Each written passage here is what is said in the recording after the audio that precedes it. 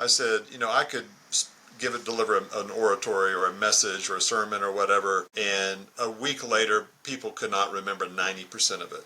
But a movie that I had in theaters in 2022, they can probably remember every single scene from that movie because the visuals stick with us. There's something called the dual code theory of cognition, that we process images in one area of our brain, we process text in another area of our brain. But when you measure those together, put those together, and that's exactly what comics does. There's a lot more engagement, there's a lot more reading. Like, for example, you held up the America Part 1. We just get flooded from our customers, and this one teacher wrote us a week or two ago. She said, I ordered your America Part 1 or whatever it was. I was going to start using it in my classroom, but she said this kid came up and grabbed it, and he's just been devouring it. Well, kids can really remember and understand and really begin to see.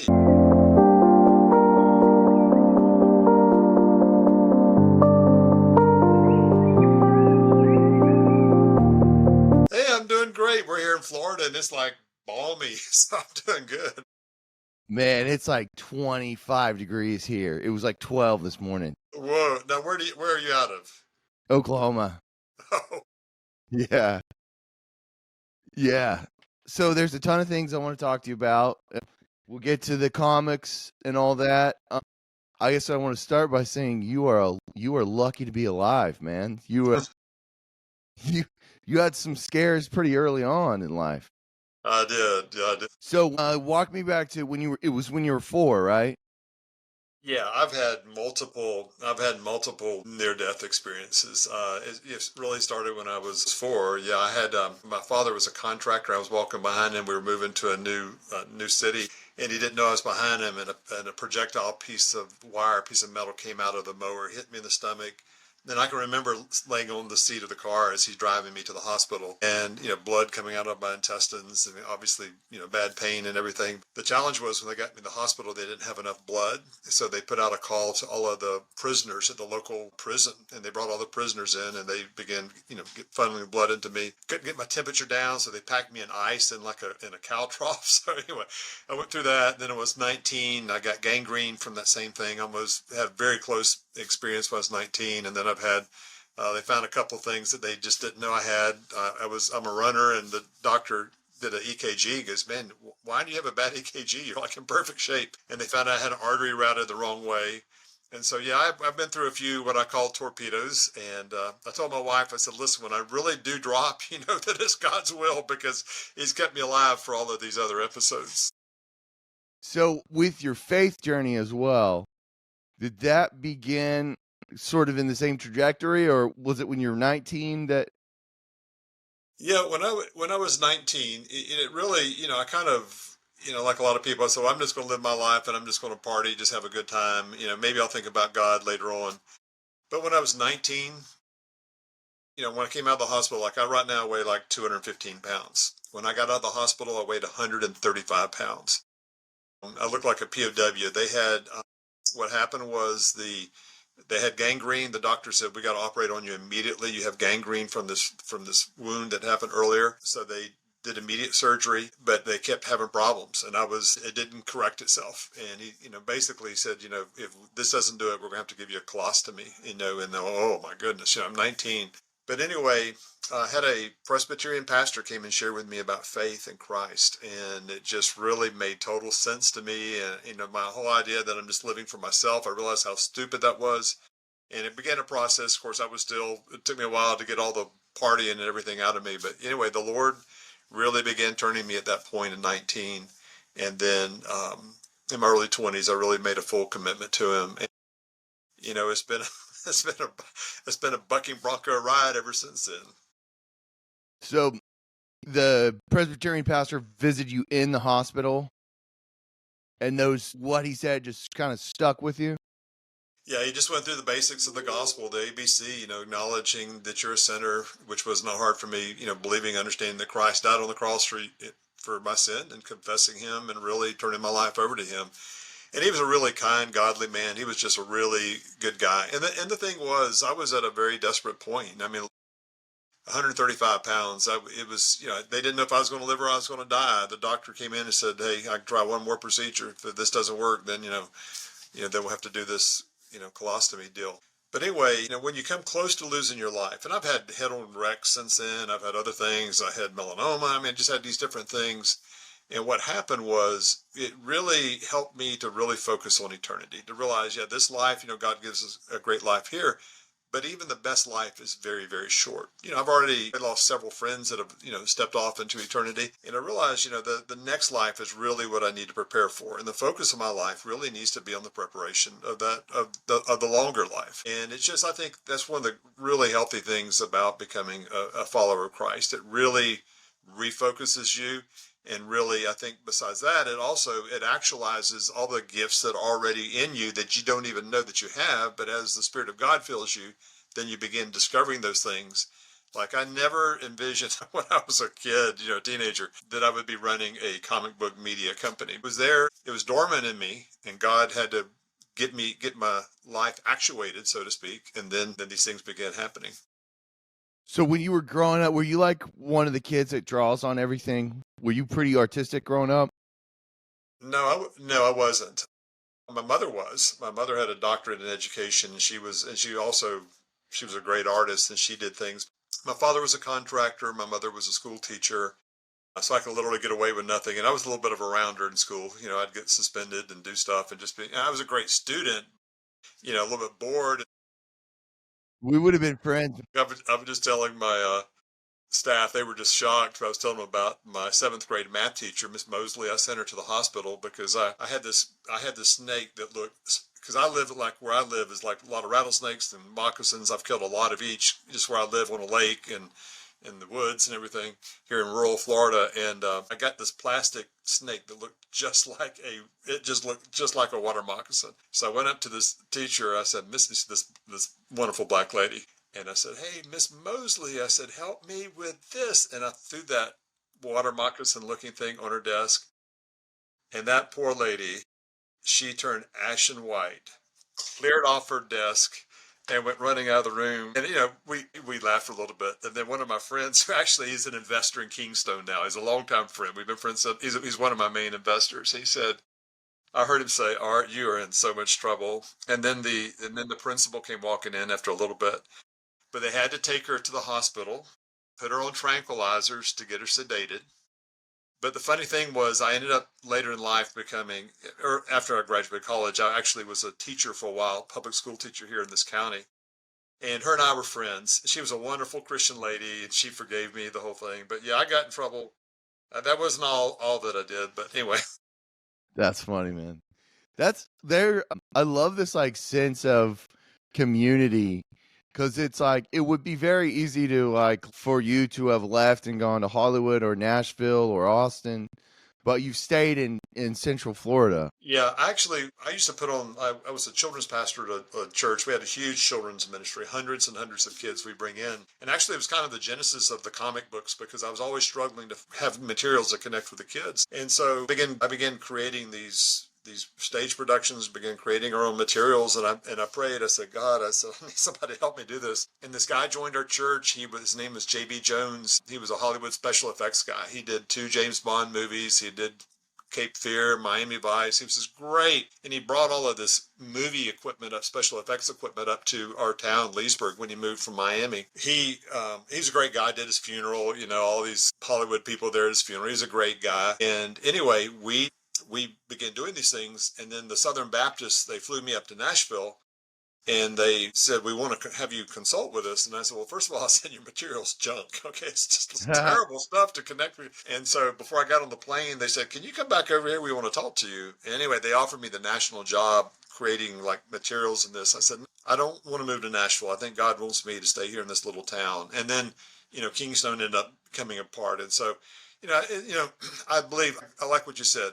Community to me is important, and I feel like it's very important that communities pull together. That's like when I made that movie No Vacancy, is I wanted to show what happens in a community when a community and a church work together. University of Florida Health Center, they work with us on this medical center to help indigent people. We have people in the city work with us, 50 volunteer doctors, 8 volunteer dentists.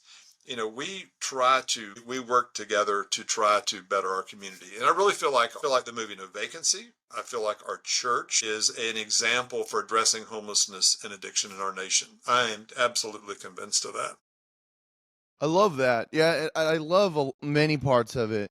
You know, especially like so much of its origin, as you've talked about, stems from that moment in the hospital when prisoners came to your aid, and what your mother saying it completely Yeah. changed her view of prisoners.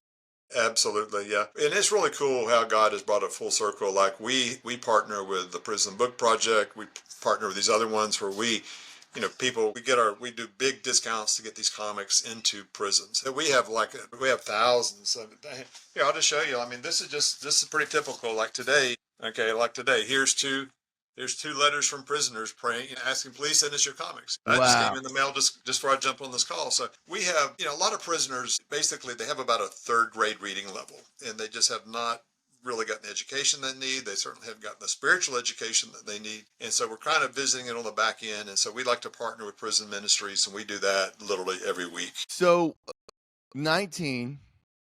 When did you become? What age did you become the children's or the youth pastor? It was in my 20s. I became the children's pastor in my 20s. I taught school and I coached football, did that for a few years. And then the church really asked me to come on because I was working with the students, the youth ministry, but I ended up focusing on kids, and which was really it was a good genesis to begin doing comic books. One of the things that I have a real conviction about is it's much improved now, but in the early stages, a lot of the Christian media was not really, it wasn't really great content. Yeah. And so when we started the comics, I just said, hey, I'm not competing against Christian publishers. I'm competing against Marvel and DC. DC just had the Joker being pregnant, giving birth to a baby, and all of that whole transgender woke stuff. Yeah. And so most of our artists work with Marvel and DC because I want to be able to compete against that.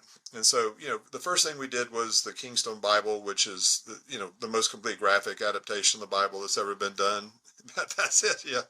Yeah, we also did it. We also did it like in six soft covers. Yeah. Nice. Yeah, we also did it like in six soft covers. And it's basically, and we've told people, we started a thing this year called a Bible in a year. And we say, hey, within a year, you can understand the Bible because only 7% of people, Kevin, only 7% of people in America have ever read the entire Bible. And so, it's like if you had anything and only 7% of the people readily read the instruction manual, you're going to have a problem. And so we're trying to really get this to the next generation. And then July 4th last year, of course, we released US Comics, which is, you got it. You got it. Besides that, two of the big things that we do, which actually now are our top two selling things, we released the Constitution as a graphic novel. Oh, yes. And we released the special version My man. with our I've been man, yes. I've been Well, diving I've it's been been like a diving dream through it. come true the last 2 weeks, hasn't it? Oh, it's been so I mean, it is like every time I check my phone, something incredible has happened. It's amazing. So it was like really and we'll have to dive into each of these because I've got, so many things to say about each of them. Sure, sure, sure. With regard to the Kingstone Bible, and this happens with all your work, you elucidate, you give like flesh to words that I've encountered so many times. And I notice with the Bible, I've read a lot of books, I read a lot of really good books, but the Bible's the only one that like evokes a living spirit. And I noticed that it happens even with the comic, it happens even in a different way. Yeah, one of the things that's really powerful, I think, about comics and about most visual media, and I tell this to people sometimes, like if I'm speaking somewhere, I said, well, you know what? I said, I could deliver an oratory or a message or a sermon or whatever, and a week later, people could not remember 90% of it. But a movie that I had in theaters in 2022, they can probably remember every single scene from that movie because the visuals stick with us. There's something called the dual code theory of cognition that we process images in one area of our brain, we process text in another area of our brain. But when you measure those together, put those together, and that's exactly what comics does. There's a lot more engagement. There's a lot more reading. Like, for example, you held up the America Part 1. We just get flooded from our customers. And this one teacher, this one teacher wrote us a week or two ago. She said, I ordered your America Part One or whatever it was. So I was going to start using it in my classroom, but she said this kid came up and grabbed it, and he's just been devouring it. Well, kids can really remember and understand and really begin to see. I've had people say, I mean, people that were mature Christians say, now I understand the Bible, or now I understand the book of Revelation. And so it's just that there's that visual thing. And the other thing that a lot of people don't realize, Kevin, is in the history of Christianity, that Christians have been very involved with the arts. I mean, even in the early catacombs where they would tell the gospel story on the walls and different things. And you look at back at all the classical art and stuff. And so, I think with Kingstone, like a lot of people, we're just really, there's a lot of great artisans out there. We're really trying to recapture that same creative spirit, because if there's anything that is creative, it's God. Okay. Oh You can yeah, look at an emu, you can look at a he's the big platypus, one. okay, look at us. Okay. God is very creative. Yeah, I really liked how you guys, because I was wondering how are they going to do the epistles? Like, how are they going to transform Paul's words? And of course, when I started reading it, I was like, yeah, this is how you do it. So you guys did a really good job, even bringing passages to life that maybe seem like they don't have characters, but they did. They do. They do have characters, and they do, and God does develop our character through it, because that's why the Bible is, again, 7% of people read the entire Bible. They don't know what Philemon is. They don't know what the book of Exodus is. And when you read the whole Bible as a whole, you can see, literally, you can see God's grand story. You can see the story of redemption even in the first chapter. You can see the consummation in the last. And you can see that, God has a plan, and it's interwoven. And the best commentary on the Bible is actually the Bible itself. Okay. The thing is, a lot of people, as you've heard, a context without a a text without a context is a pretext. Okay. And so you need to be able to understand the context of things. That's one thing that really just grated my grits the whole time, that, they, the news, the legacy media, they specialized in taking one little thing out of Trump or Vance or whatever, and then they would just blow it up into this complete lie. That's why, if you're going to be if you're going to be textually accurate, you have to have the text, but you have to have a context for that text. Otherwise, it's just a pretext, and you're spinning some kind of fable, just like the legacy media has done for the last several years. They know they're doing it. They know how that operation works, and they do it the opposite. I mean, they were doing the opposite with Biden, where they were like adding context, or they were just ignoring everything. So they're capable of doing it. That's why and partly why it's so refreshing to see what you guys are doing, because like you said, it's so important that your competitor is like the top of the industry, the Marvel guys and all that, instead of like I've talked to the Chosen guys quite a bit, and Oh, that neat. was their mindset as well. Well, it's really neat. We've picked up, I mean, we've just picked up some phenomenal artists, and we keep adding more to there. But it's really interesting. I think that God kind of had like a little, had the kind of the last laugh here. But when we started our U.S. Comics line, there was an artist. His name was Joe Bennett. He's actually Brazilian. He has a different name, but he goes by Joe Bennett. And he was like a top horror artist, not top horror artist, but he was a top artist with Marvel. Amazing Hulk. He did, Captain America. He's a great artist, still is. He creates a lot of stuff for us. And right now we're working. He's doing a comic book for us right now on the first president, on George Washington. He's doing one on the Barbary Pirates. The War of 1812. It's going to be some great comics that are coming out. But anyway, how we got him was of course, he was with Marvel making bank, but he liked a tweet that somebody put out, and then all of the woke crowd, they jumped on Marvel, and so Marvel fired him. We picked him up, and now he did Because the he cover. liked the tweet, they fired him. No, this was 2 or 3 years ago. But Gotcha, we're gotcha, gotcha. but we were able to pick him up. Okay, so they fired one of their best artists. We picked him up, and he did that. He did both those covers behind me, the Constitution, America Part One. He did those. I mean, he's just a great artist, and so we've ended up drawing both what we're doing with some animation we've got coming up, and also with the comics. We've been able to draw some great talent to it, and Oh, you can tell that's and this is a good segue to the Constitution, because again, I've read the Constitution quite a bit. I wrote for Glenn for 6 years, so I oh wow, I had to know the Constitution. I had to Yeah. know the Bill of Rights. We it was something that we discussed in our content meetings. It was something that he expected us all to know about because he would assign us a story and be like, tell me how the Constitution compares to like the Roman Empire or whatever, the very like Glenn Beck mindset. But this showed me the Constitution in a brand new way, and I found myself just like taking notes and learning things that I didn't know, even though I've spent so much time with it. We had a guy, Kevin, we had a guy write us a while back. He goes, listen, he says, I'm 72, I'm college educated. He said, now I understand the Constitution, because he said, you know, I mean, we read it, we kind of mentally there again, there's something that happens deeper in our soul, so to speak, that you can really kind of begin to understand and to empathize.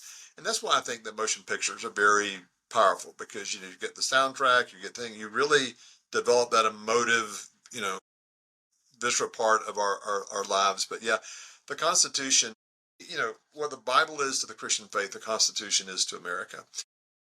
And and the left does everything they can to change the Constitution, to back the bench, whatever. But the Constitution, those guys that did that are extremely, extremely wise guys. One thing, a comic we just released, I didn't send it to you, but we just released a comic called The Forging, and it's on the Constitutional Convention.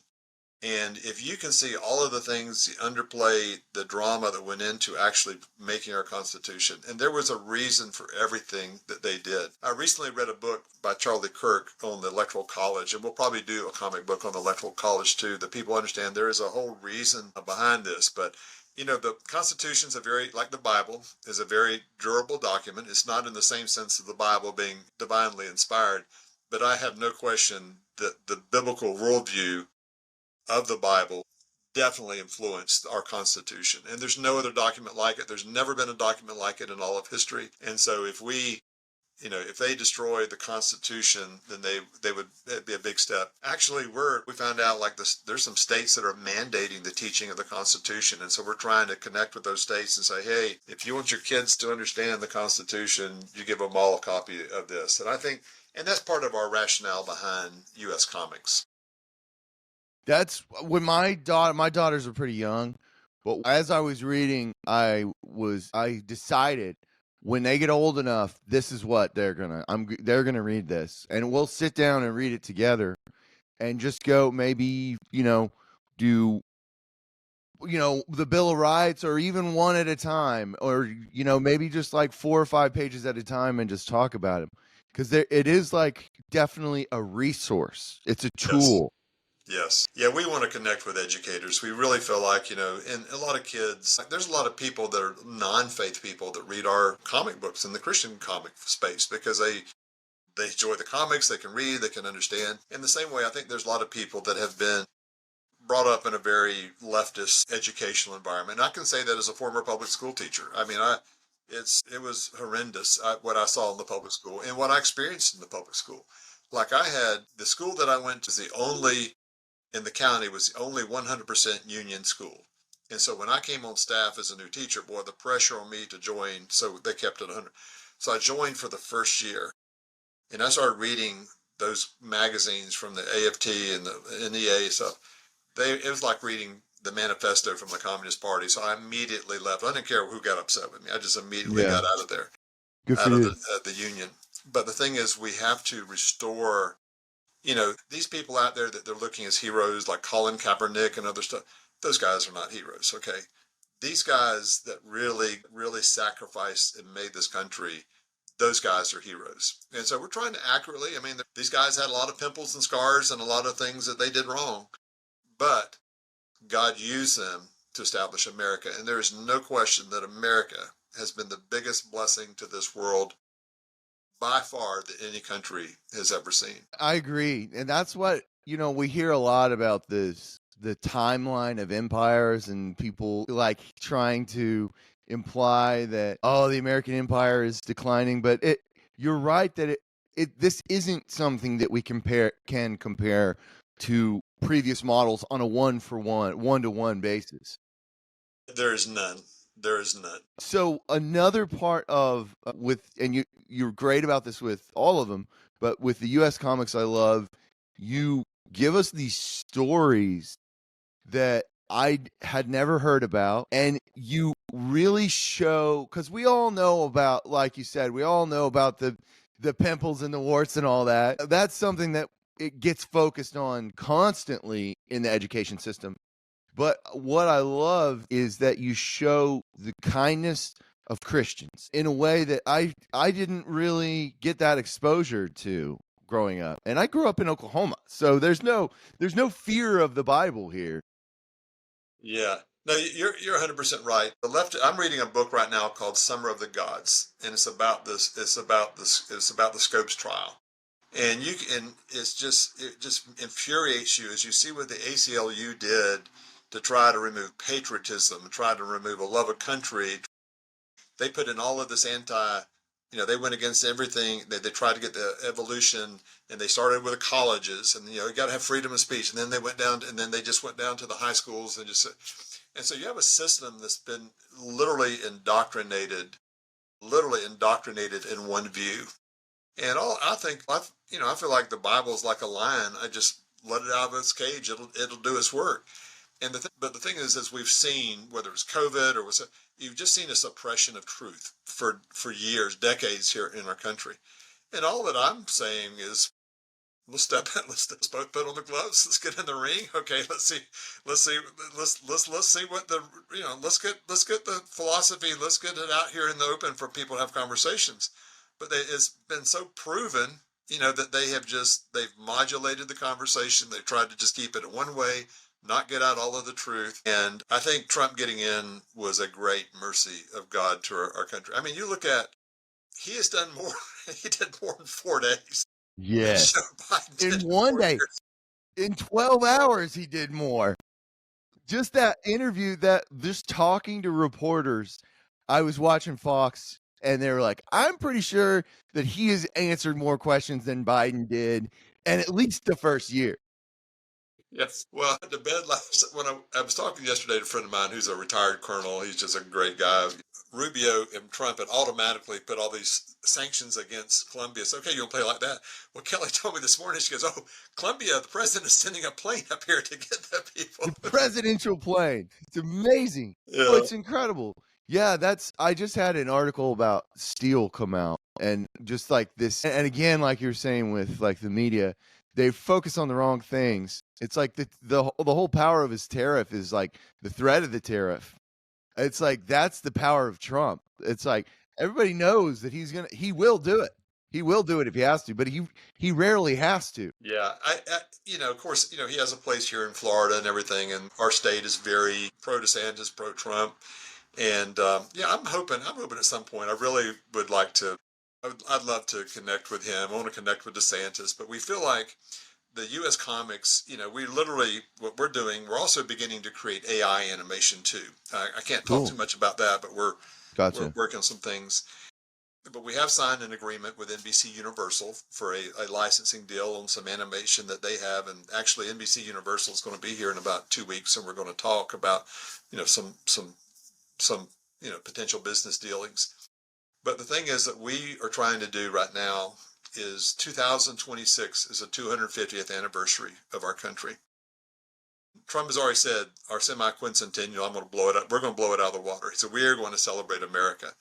And so what we're doing with Kingstone between 25 and 2026, we are trying to create as much of our U.S. comics content, as much of our animation content, to be able to present it, in 2026 and really celebrate America. I'll tell you one thing that Obama and Biden just made me want to just puke my guts out. All these people going around apologizing for America. Yeah. Apologizing for America. I'm done with that. Okay, Yeah. I'm proud of what our country is. Yeah, we're all sinners. We've all made horrible mistakes, but you cannot point to a single model better than America in time past or even time current. And so we're with U.S. Comics. We're trying to come out with it. Oh, I love it. It's fantastic. I mean, because like other nations took advantage of that, like like that over apologizing, and it also like it didn't make the rest of the world feel good either. Whenever you enable people, you take away their self-respect. People need to work and to be able to do. I mean, they can't. There's exceptions, obviously, but what the left is really good about making the exception the rule. And Yeah. you always make compassionate exceptions for different things. But the deal is what Rubio did in stopping all foreign aid until we can evaluate it, whatever, I think was one of the most brilliant decisions ever. And I've been an advocate, obviously, for that for a long time. But yeah, we have a new day in America, and we want to be that. We want to be that new comics company for this new day in America. It's perfect timing. I mean, there is a change, and it goes. I think it really goes back to that moment, that intersection, that like millisecond where the bullet went this way, when the bullet went that way, and Trump's head went that way. I think that was if things that was the moment that would decide the future of America, and I think that's the moment when everybody who has any sort of logical basis said, "Yeah, there were angels on stage. Yeah, there was God's hand tilted Trump's head, it's and that was such an affirmation of what's so special about America. Yeah, I agree. I think that was a defining point in America. I think people saw, okay, there's a divine factor in this election. This is just not business as usual. And frankly, we could not really the moral rot and the families and what they're doing, the boys and girls and gender and all that kind of stuff. We would not have been able to keep going much longer. We're living on the afterglow of the Christian experience from 200 years ago and at different times that people have. I can tell you, man, I'm a big Trump guy. I mean, I put the Trump sign, I put the Webster sign out here. I've Well, man, been talking about Trump. I think sometimes people get a little bit because I'm a pastor. I think people get a little bit frustrated with me sometimes that's because all I'm right. so political. If you look back in history, other people, business people, pastors, they were very involved. They fought in the Revolutionary War. And if you really believe in what you and I believe, Kevin, you're really willing to sacrifice. I had some people send me some nasty emails about the Trump comic we created, whatever. I'm like, I'm sorry, but Yeah. this man's an incredible man. And I think that because we published this comic before the election, I took a huge risk. I mean, I printed a bunch of these comics. We made an investment in it. We didn't know if he's going to win or not. But Yeah. I said, this is going to be our little effort to help get the word out about President Trump. And man, the comic book sells like crazy. Like last week Amazon ordered like 800 copies of it. I mean, we sold very short period of time, thousands of copies. And so we're going to keep selling it and keep, promoting it. And it's our collector's edition. Like what they do in the comics industry, Kevin, they'll do like special covers. They'll have a comic, but then they'll do like a special cover for it. And so we felt like, who else to do for our special cover? Oh, yeah. Yeah, because this is the actual comic is called The Stars and Stripes. It's a very patriotic comic, but we did a Trump edition of that comic where we put his cover on there, and it's called Restoring the Glory to Old Glory because we felt that that's what he would do, and that's what he is doing right now. So I love this gets to another part of what you guys do very well, storytelling. This is just a great example of and I grew up, I was a flag kid growing up. I used to collect flags, collect maps, like just love them. So this is the story of our flag. And it's just so creative how you guys do this from a storytelling perspective. Well, I appreciate you. My investors are very patriotic. I'm very patriotic. My father was a veteran. I lost my favorite uncle in Vietnam. He was a helicopter pilot, multiple family members in World War II, and I signed to go into the military, but my parents at the last minute said we really would like for you to go to college. So I went to college instead of going into the military. But yeah, if somebody starts spitting on the flag or trying to burn it in my presence, okay, there's gonna be a hoedown. I don't care who it is. I don't care how many there are. I'm jumping in that fray. I'm not gonna put up with it because that flag. So many people have sacrificed for that flag, and it's an enduring symbol of freedom. That's why we did a comic book about it. And people it's just a flag like Michelle Obama, a stupid flag. Okay, well, they don't have an appreciation and understanding of what that flag represents. So we said, hey, we're just going to do a flag just on the comic book, we're going to do a comic book just on the American flag so people can understand. There's some very interesting stories in the development of the American flag. fascinating stories, and you know, you capture, and the stories that we all think we know, like the raising of the flag at Iwo Jima. I didn't realize the photographer, what, he fell into the ocean the first time they rose the flag.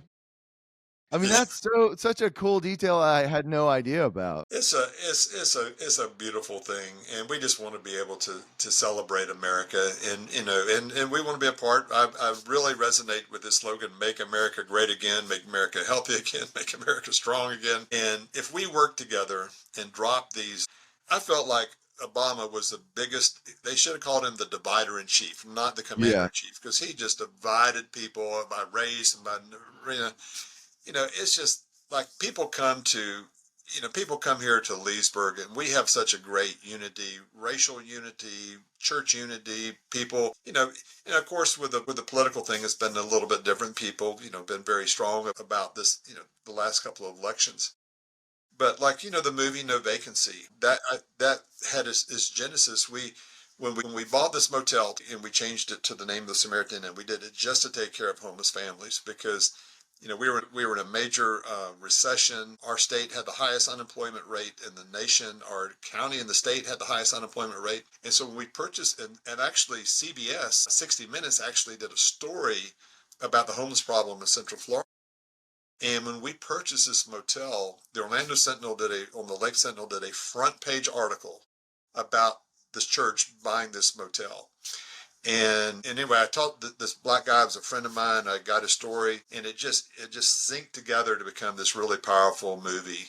And actually, there's some other cool stuff happening with the movie right now. But basically, we're trying to get people to unify instead of being divided. And I think the end result, I think we saw it in the election. You saw a great unity of people coming together, people of race, people of gender, people of different minority groups. They're saying, and you see, there is more unity right now that I've seen in the last 2 weeks. It's unbelievable because I was listening to Jesse Waters the other night. He goes, these people all complaining about Trump. He goes, they don't want to prosper. I mean, they're complaining about Right? prospering. Waters is so funny, man. He's hilarious. Yeah, so this is also reminding me of something that you said earlier about your role as a pastor and your political views. And what I love in the Constitution comic, you dive into the First Amendment, and when you focus on the freedom of religion, you look at this idea that it's been misconstrued as like a separation of church and state, and that's what it says. So Yeah. where did this idea go sour, and what does it really signify? Well, as you well know, the whole separation of church and state came from the thing with Thomas Jefferson, writing to the Danbury Baptist. And basically he was saying that we're not going to have one denomination that's going to do that. But if you read again, that goes back to a text without a context as a pretext, okay? And they Yeah, take this one little text and try to blow it up to this whole thing. a You letter. a It letter. wasn't even. It wasn't even. It's not in the Constitution that says that at all. Not in the Constitution. I mean, you can see all the founding documents. You can read the letters from the people. If you're going to take letters, then take all of these letters that George Washington wrote and everybody else. I mean, you're going to take one letter and try to blow up for this text case, which is a false thing. And so basically, the big thing that, like you said, you mentioned the Bill of Rights. People, I want them to read this to understand we are free people. We have liberty, and we are able to speak. And this whole thing about these people, they're offended, and they have to go to these little safe corners and stuff. Somebody close to me graduated, got their doctorate at Vanderbilt, and I went up there to go do a 5 mile, go up to do a 5K run with him, and we were talking, and I went into I learned about Vanderbilt there. I went up there to do this run, and he said that the day after Trump was elected, he said that it was like a nuclear bomb had gone off. All of these people, they were so shattered, and they were just gathering in groups, and they needed these comfort dogs and support dogs. Honestly, most Americans from 1770 to Oh 1950 yeah. would just laugh at just the weakness and everything. And I told my wife, when Biden was in there, and I said, if I was China or Russia, I said, this is the time to make a move. You got this incredibly weak country. But now I believe we're seeing a new fortification of America, and we want to be a part of that. I love that. Yeah, I was finishing my master's in journalism at in Texas at in 2016. So and into 17. So I was there when Trump won, and it was like you said, it was just like unhinged. There were so many people unhinged, and I always remember they had all these like pocket constitutions, and they'd written racist on the constitution that they were handing out. And then I looked over and there was like a young black kid with a MAGA hat on, and they were screaming at him. And it was just this like disharmony in their minds was mind blowing to me. Like, that's a little bit racist what you guys are doing. Listen, there are so many African Americans, blacks that are pro Trump.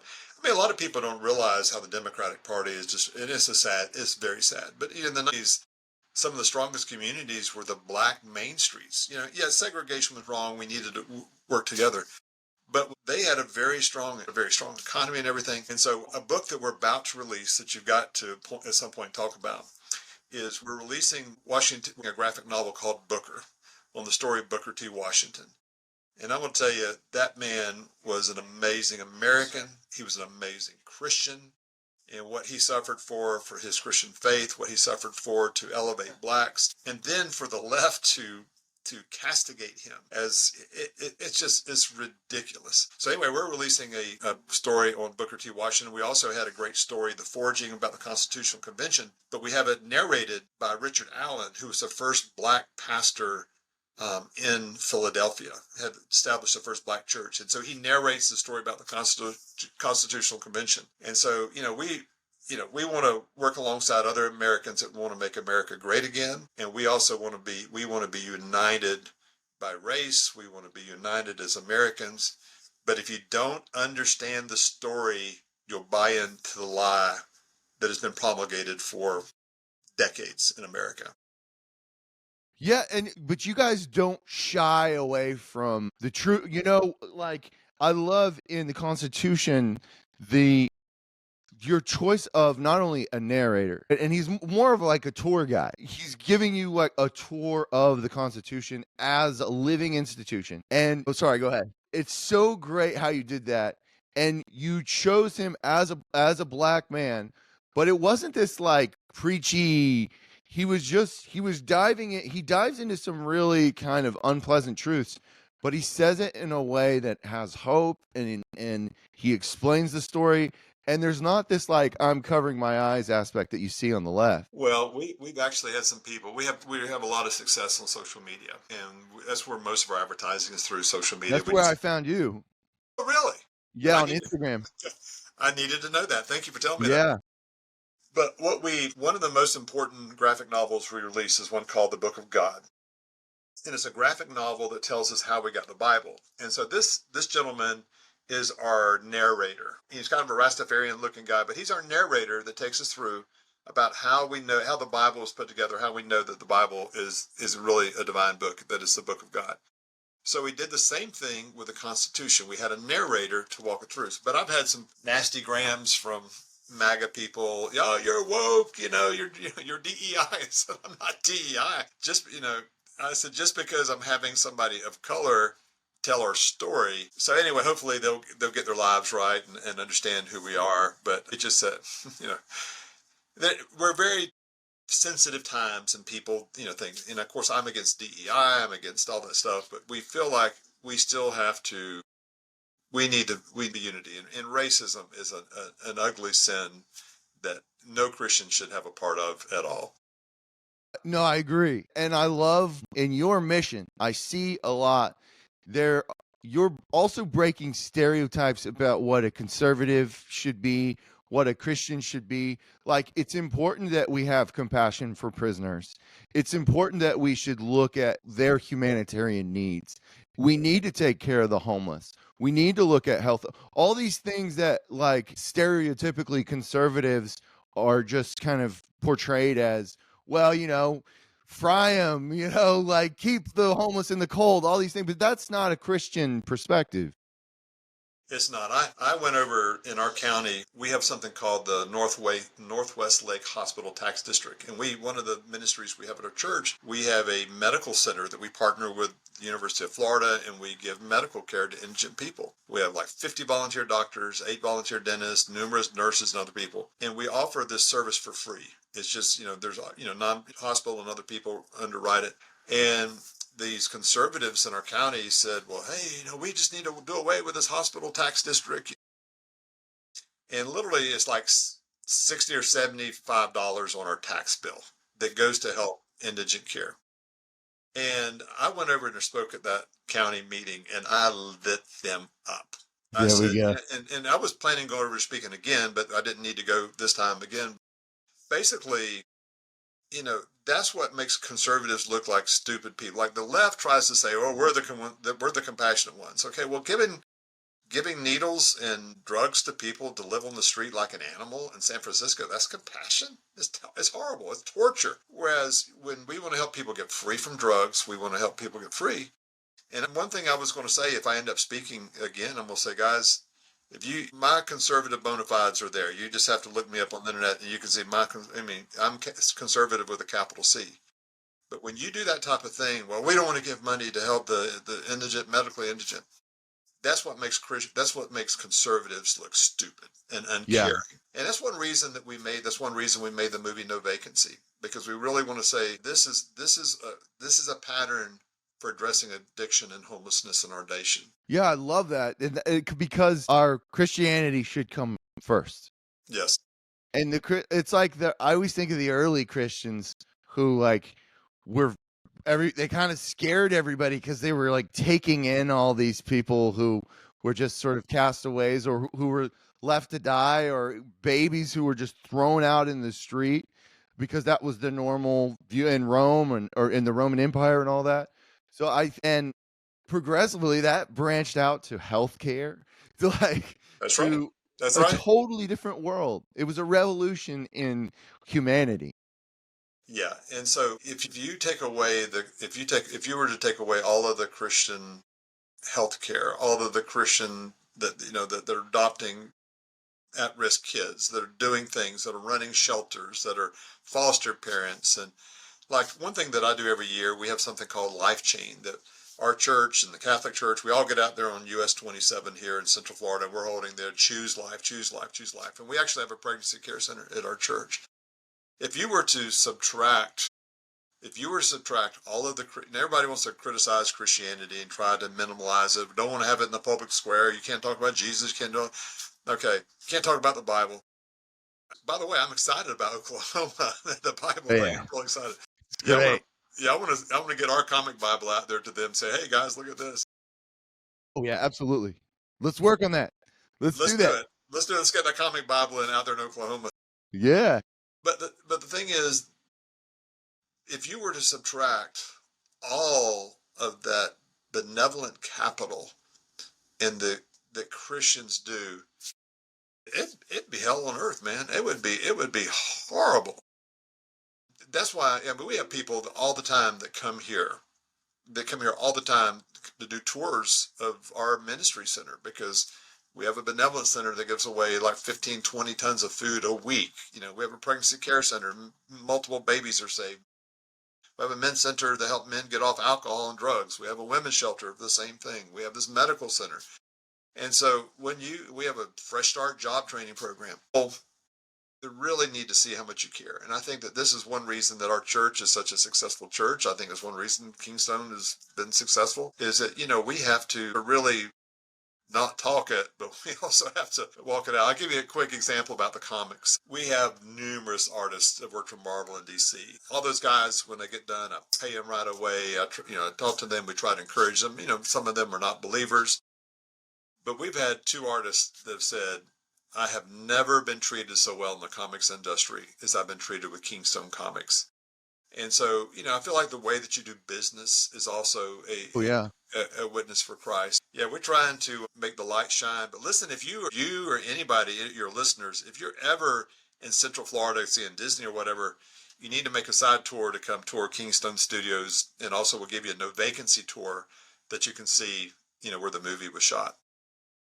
Oh, that's fantastic. Yeah, that's I'll definitely be down there. I'll include that in the article too as well Sweet. to let people know. Yeah, and have you been to the studios in Dallas? Have we talked about this? I know I have. Okay, so if you're ever in Dallas, I'll give you the tour. It's such a cool. You would absolutely love it. That's like your spot because it's like a mixture of history, pop culture. I Sweet. mean everything. Like a lot of original documents. Well, that's cool. I'll make it down there at some point and check it out. Well, I'd love to have you. And seriously, if you have any connections for the state of Oklahoma, we would love to send them our comic Bible to say, because they're giving out Bibles, which I think is great, but the kids need to understand it. And I think that what we've created helps kids understand it. Well, and that was your original. I mean, that's where your comics came from, right? Your this realization that I need to give give people the Bible in a way that they want it, and it's not currently available. Man, is there anything I didn't ask that you wanted to talk about? And this interview went like twice as long as I thought, and we went a lot of great places, man. I appreciate you. You're a good interviewer. Man, well, thank you for being here.